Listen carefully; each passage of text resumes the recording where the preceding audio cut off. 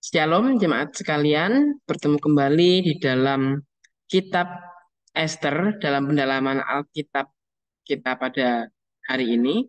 Kita sudah sampai di dalam Ester pasalnya yang ketujuh. Jadi mari kita bersama-sama berdoa terlebih dahulu. Tuhan Yesus, kami mengucap syukur dan berterima kasih untuk kasih yang Tuhan berikan kepada kami, sehingga kami boleh senantiasa mengikuti dan menyimak meluangkan waktu dalam PA Ester pasal 7 ini. Kiranya Tuhan memberkati kami semua, biarlah kami boleh mengambil setiap pelajaran yang ada. Terima kasih Tuhan, terima kasih. Dalam nama Tuhan Yesus Kristus kami berdoa dan mengucap syukur. Amin. Mari bersama-sama kita membaca di dalam kitab Ester pasalnya yang ketujuh. Kita akan menyimak sebuah Alkitab suara. Ini dia.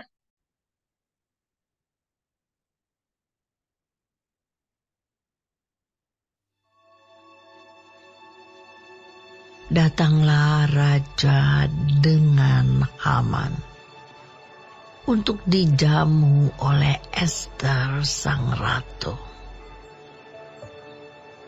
Pada hari yang kedua itu, sementara minum anggur, bertanyalah pula raja kepada Ester. Apakah permintaanmu, hai Ratu Ester? Niscaya akan dikabulkan. Dan apakah keinginanmu? Sampai setengah kerajaan sekalipun akan dipenuhi. Maka jawab Ester sang ratu, Ya Raja, jikalau hamba mendapat kasih Raja, dan jikalau baik pada pemandangan Raja, karuniakanlah kiranya kepada hamba nyawa hamba atas permintaan hamba, dan bangsa hamba atas keinginan hamba. Karena kami, hamba serta bangsa hamba, telah terjual untuk dipunahkan, dibunuh, dan dibinasakan. Jikalau seandainya kami hanya dijual sebagai budak laki-laki dan perempuan, niscaya hamba akan berdiam diri. Tetapi malapetaka ini tiada taranya di antara bencana yang menimpa Raja. Maka bertanyalah Raja Ahasuerus kepada Ester sang ratu. Siapakah orang itu? Dan di manakah dia yang hatinya mengandung niat akan berbuat demikian? Lalu jawab Ester, Penganiaya dan musuh itu ialah Haman, orang jahat ini. Maka Haman pun sangatlah ketakutan di hadapan raja dan ratu. Lalu bangkitlah raja dengan panas hatinya daripada minum anggur, dan keluar ke taman istana. Akan tetapi Haman masih tinggal untuk memohon nyawanya kepada Ester sang ratu,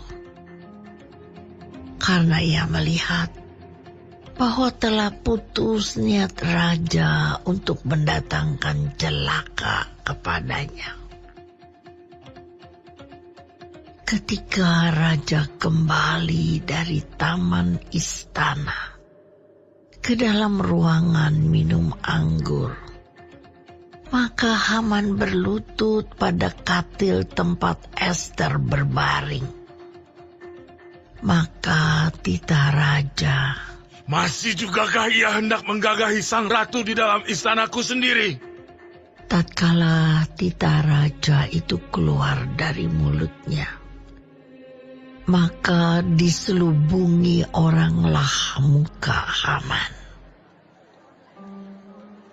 Sembah Harbona, salah seorang sida-sida yang di hadapan raja.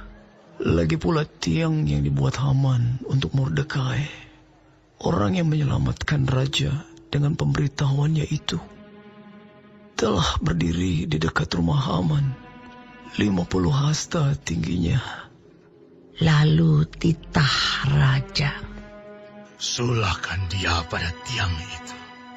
Kemudian Hama disulahkan pada tiang yang didirikannya untuk Mordekai. Maka surutlah panas hati raja.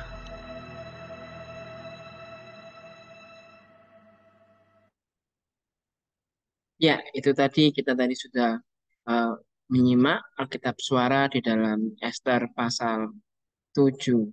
Sekarang kita akan masuk ke dalam pembahasan PA kita pada hari ini. Ya, ini kita sudah masuk di dalam Ester pasal 7. Kita mulai dari ayat yang pertama terlebih dahulu. Di situ dikatakan, datanglah raja dengan Haman untuk dijamu oleh Ester sang ratu. Di mana ayat 1 dan ayat kedua ini merupakan prolog dan keterangan waktu, serta awal dialog antara Raja Ahasveros dengan Ester. Di situ dikatakan, pada hari yang kedua itu sementara minum anggur, bertanyalah pula raja kepada Ester, apakah permintaanmu, hai ratu? Niscaya akan dikabulkan. Dan apakah keinginanmu? Sampai setengah kerajaan sekalipun akan dipenuhi. Di sini kita dapat melihat bahwasanya ada sebuah ungkapan yang disampaikan oleh Raja Ahasveros bahwa Ester itu diperkenan oleh raja. Jadi kalimat bahwasanya sampai setengah kerajaan akan diberikan kepada Ester adalah sebuah pernyataan bahwasanya Ester itu diperkenan oleh raja. Jadi bukan Raja Ahasveros ini ingin memberikan separuh kerajaan secara harafiah. Ini adalah sebuah idiom.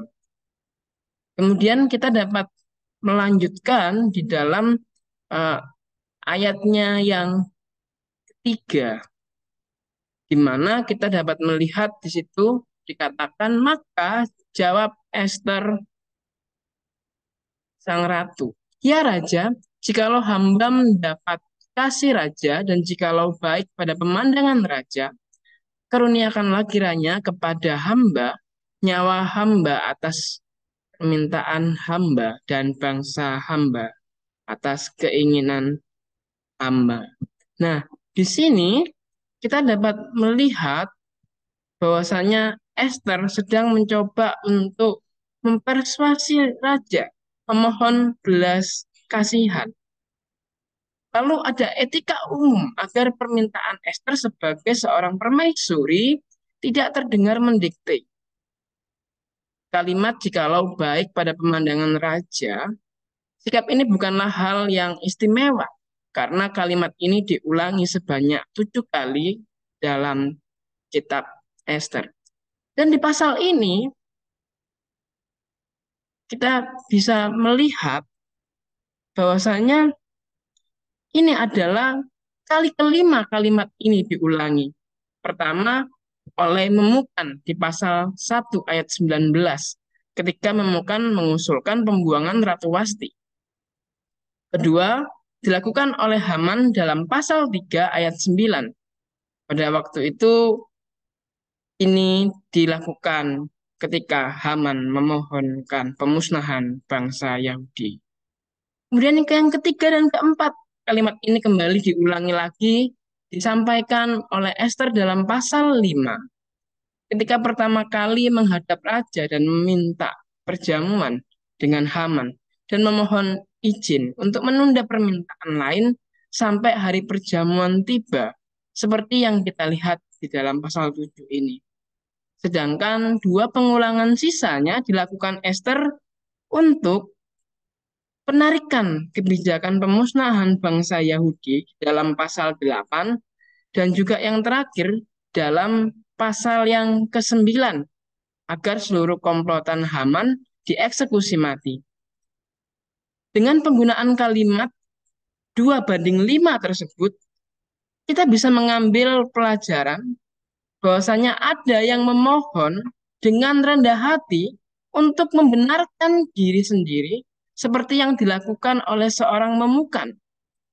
Ada juga yang memohon dengan rendah hati demi melampiaskan rasa sakit karena merasa tersaingi seperti yang sudah dilakukan oleh Haman. Tetapi mari kita lihat sebuah request dari seorang Ester. Ester fokus pada tujuan menyelamatkan bangsanya. Dia ingin menyingkirkan Haman sebagai satu-satunya jalan agar orang-orang Yahudi bisa selamat. Ester tidak mencari kesempatan dalam kesempitan untuk kepentingan pribadinya sendiri. Semua dilakukan untuk kepentingan bangsanya dan keberlanjutan rencana Allah menggenapi nubuat tentang hadirnya Mesias. Kita coba lihat slide berikutnya. Nah, di sini kita bisa belajar bahwasanya dalam kita itu meminta sesuatu, dalam kita itu menginginkan sesuatu, baik terhadap orang lain, baik terhadap atasan kita, baik juga kepada Tuhan. Mari kita hindari sikap diwenehi ati ngerogo rempelo, alias dikasih hati minta jantung. Baik kepada manusia sebagai rekan yang setara, baik kepada atasan, baik kepada Tuhan. Firman Tuhan dalam Yohanes 15 ayat 7 mengatakan, "Jikalau kamu tinggal di dalam aku dan firman-Mu tinggal di dalam kamu, mintalah apa saja yang kamu kehendaki dan kamu akan menerimanya." Artinya, sebelum meminta, kita mesti tahu hal-hal apa yang kira-kira Tuhan inginkan lewat kita untuk kita lakukan. Untuk tahu itu, dan untuk kita bisa tahu lebih jelasnya, kita harus berpegang pada firman Tuhan.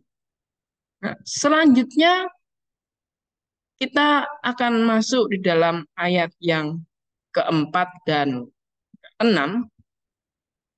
Tapi sebelumnya saya mengajak kita semua untuk mengingat sebuah kisah di mana Raja Daud itu pernah ditegur oleh seorang nabi yang bernama Nabi Nathan. Nah, peristiwa Nabi Nathan menegur Daud ini terjadi karena Daud tadinya membunuh demi merebut Batsheba dari sahabat sekaligus bawahannya yang setia, yaitu Uria. Nathan menceritakan sebuah analogi pada Daud tentang orang kaya yang punya domba. Dia mau makan domba, mengadakan pesta, tetapi sayang dengan dombanya sendiri. Lalu dengan teganya orang kaya ini mengambil paksa domba milik orang miskin.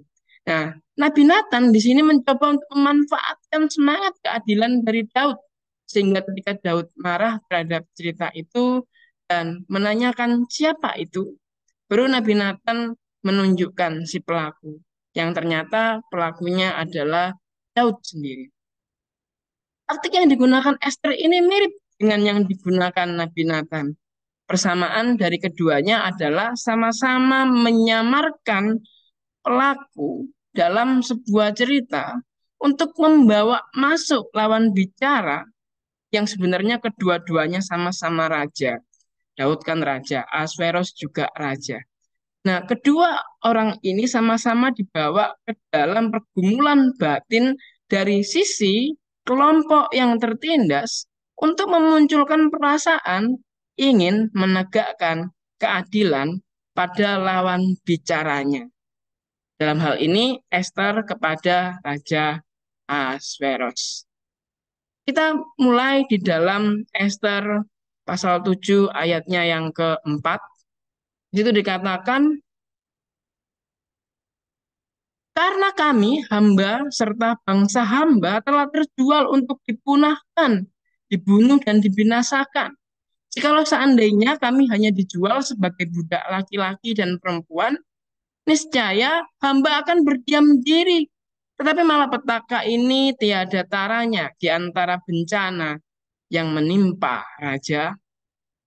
Kalimat singkat ini mengungkapkan banyak hal. Zaman itu sudah sewajarnya bangsa yang lemah menjadi budak. Ester menyesuaikan dengan semangat zamannya.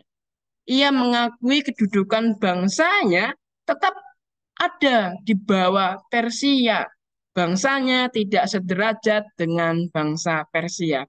Tapi bagaimanapun karena Ester sudah jadi ibu negara di negara Persia, otomatis bangsa yang dimiliki oleh Ester menjadi bagian dari keluarga kerajaan Persia secara otomatis. Dan harusnya kalau bangsa Yahudi ini menjadi anggota dari keluarga kerajaan Persia, maka ya nggak boleh sampai dipunahkan.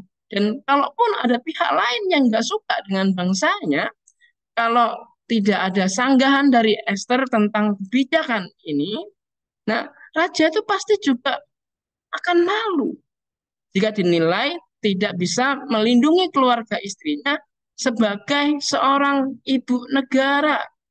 Dan jika kebijakan tersebut terlaksana, itu akan jadi bencana yang besar, sebuah blunder konyol serta aib bagi seorang raja.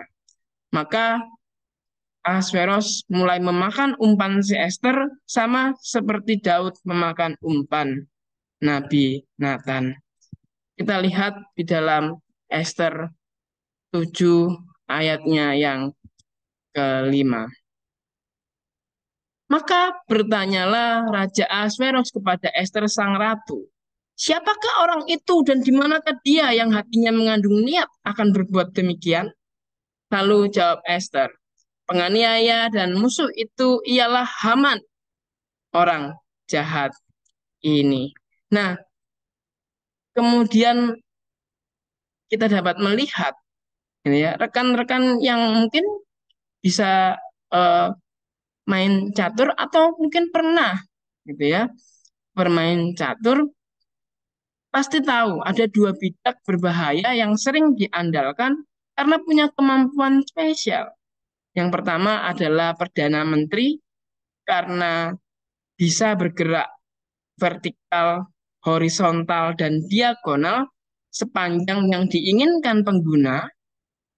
Kemudian bidak kedua adalah kuda yang bisa bergerak mengikuti pola huruf L dan bisa melompati bidak apapun untuk bergerak, untuk melancarkan strategi, baik untuk bertahan maupun untuk menyerang. Saya menganalogikan Ester sebagai bidak berbahaya nomor 2 ini di dalam dunia percaturan, yaitu kuda. Karena kuda yang dapat bergerak seperti pola huruf L bisa menyudutkan dua bidak sekaligus. Demikian juga Ester. Aksi Ester yang disertai pertolongan dari Tuhan membuat Ahasveros sekaligus Haman tersudut. Ahasveros pasti juga akan menghakimi dirinya sendiri karena ia pernah menyetujui keinginan Haman sebagai salah satu kebijakan dari kerajaannya. Ia hampir saja melakukan sebuah blunder besar. Kita lihat slide yang berikutnya. Di dalam Ester 7 ayat 6b, maka Haman pun sangatlah ketakutan di hadapan raja dan ratu. Nah, di sini terlihat bahwa Haman tidak tahu apapun soal asal-usul Ester. Bisa dibilang ini adalah campur tangan Tuhan agar rahasia bahwa Esther adalah orang Yahudi tidak terbongkar sebelum waktu kisah ini dimulai. Kecerdikan Haman dalam menyusun rencana seketika gagal total hanya karena dia tidak tahu menahu bahwa ibu negara Persia saat itu adalah orang Yahudi, yaitu Esther sendiri. Nah, kemudian kita lihat di dalam ayatnya yang 7. Lalu bangkitlah raja dengan panas hatinya daripada minum anggur dan keluar ke taman istana. Akan tetapi Haman masih tinggal untuk memohon nyawanya kepada sang Esther. Karena ia melihat bahwa telah putus niat raja untuk mendatangkan celaka padanya. Nah, di dalam kisah ini, di dalam ayat ini, kita dapat melihat bahwasannya Raja Ahasveros tidak langsung menjatuhkan putusan. Ia malah keluar ke taman. Ia melarikan diri sejenak. Mungkin saja ia sedang sangat kecewa pada dirinya sendiri karena ia gagal menilai orang-orang yang ada di sekitarnya. Ditambah lagi, mungkin ia teringat dengan kegagalan-kegagalannya saat memerintah Persia. Nah, di dalam ayat 7 kalimat selanjutnya, akan tetapi Haman masih tinggal untuk memohon nyawanya kepada Esther sang ratu. Kemudian ia melihat bahwa telah putus niat raja untuk mendatangkan celaka kepadanya. Ini menunjukkan upaya putus asa dari Haman untuk menyelamatkan nyawanya sendiri. Nah, kita bisa melihat lagi di ayatnya yang ke-8. Dalam ayat yang ke-8 dikatakan, ketika raja kembali dari taman istana ke dalam ruangan minum anggur, maka Haman berlutut pada katil tempat Esther berbaring. Maka tita raja, masih jugakah ia hendak menggagai sang ratu di dalam istanaku sendiri? Tatkala tita raja itu keluar dari mulutnya, maka selubungi oranglah muka Haman. Maka kita bisa melihat ibarat jatuh tertimpa tangga. Niat Haman untuk menyelamatkan nyawanya ketika Esther sedang berbaring di atas sebuah katil atau sebuah dipan justru disalahpahami oleh raja sebagai tindakan hendak melecehkan raja, juga melecehkan Esther di hadapan raja. Nah, rekan-rekan sekalian, maka kita dapat melihat betapa menderitanya si Haman. Kemudian di ayatnya yang ke-9. Ayatnya yang ke-9, di situ dikatakan, sembah Harbona, salah seorang sida-sida yang di hadapan raja, lagi pula tiang yang dibuat Haman untuk Mordekai, orang yang menyelamatkan raja dengan pemberitahuannya itu, telah berdiri di dekat rumah Haman 50 hasta tingginya.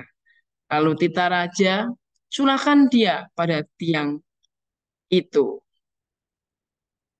Kemudian Haman disulakan pada tiang yang didirikannya untuk Mordekai. Maka surutlah panas hati raja. Kita dapat melihat akhirnya Haman harus mengalami nasib yang mengenaskan. Akhirnya Haman mengakhiri hidupnya dengan tiang pemenggal yang awalnya dibuatnya sendiri untuk menyelakai Mordekai. Sehingga ini yang dinamakan senjata makan tuan. Tidak hanya itu, Alkitab juga menjelaskan bahwasannya ketika raja tahu bahwasannya tiang itu digunakan untuk menghukum Mordekai, maka raja kelihatan semakin marah karena di situ dikatakan bahwasannya Mordekai ini adalah orang yang pernah menyelamatkan raja. dengan pemberitahuan ketika ada kudeta secara rahasia. Dan ketika Haman sulakan setelah perintah raja itu keluar, maka dikatakan surutlah panas hati raja. Nah, sebagai penutup, saya ingin mengajak kita merenungkan bahwa masing-masing kita memiliki separuh Haman dan separuh Ester dalam kepribadian kita. Separuh dalam diri kita kadang ingin dihargai, ingin diakui atas reputasi yang mungkin sudah kita bangun selama bertahun-tahun. Siapa sih dari kita yang tidak ingin diakui? Siapa yang dari kita tidak ingin mendapatkan prestasi? Saya kira kita semua pasti mau mendapatkannya. Haman mengajarkan kepada kita semua bahwa sebuah kegigihan, bahwa sebuah obsesi yang berlebihan itu dapat menyebabkan kita menghalalkan segala cara untuk menyingkirkan orang yang lebih sukses daripada kita. Justru akan membuat kita menghilangkan rasa keadilan bagi pihak lain yang berseberangan dengan kita, dan itu juga dapat menjatuhkan diri kita sendiri. Ingat, Amsal mengatakan tinggi hati mendahului kejatuhan. Ester berbeda dari Haman. Ia tahu apa yang Tuhan mau, dan ia hidup dekat dengan Tuhan. Meskipun ia adalah ratu, ia tidak pernah berusaha menjatuhkan orang yang tidak bersalah. Ester adalah seorang tokoh yang mengajarkan kepada kita untuk mengusahakan keadilan bagi pihak yang tertindas dalam konteks zamannya, memberikan kepedulian dengan aksi-aksi yang nyata. Maka mari kita hidup dekat dalam kasih Tuhan, agar kita bisa mengusahakan keadilan yang sesuai dengan zaman di mana kita tinggal. Demikianlah yang bisa saya bagikan untuk kita semua. Mari kita sama-sama juga akan mengikuti PA nanti sore yang akan juga memperlengkapi kita semuanya. Mari kita berdoa. Tuhan Yesus, kami mengucap syukur buat kasih-Mu kepada kami yang senantiasa memberikan kepada kami setiap sisi baik, sehingga kami boleh senantiasa oleh karena kasih anugerah dan keselamatan Tuhan, oleh karena rencana Tuhan atas hidup kami boleh senantiasa menyembah Tuhan dengan baik. Ampuni bila kami mungkin di dalam hati kami mempunyai obsesi-obsesi tertentu terhadap diri kami sendiri, sehingga kami melupakan rasa keadilan kami kepada orang lain. Namun kiranya Tuhan yang membimbing dan menyertai kami, sehingga kami boleh senantiasa bertobat. Kiranya Tuhan terus menegur kami, agar kami boleh serupa dengan gambaran yang Tuhan inginkan dalam kehidupan kami. Kami boleh meminta hal-hal yang berkenan di hadapan Tuhan, karena kami tinggal di dalam kasih-Mu. Terima kasih Tuhan, terima kasih. Dalam nama Tuhan Yesus Kristus, kami berdoa dan mengucap syukur. Amin. Tuhan Yesus memberkati.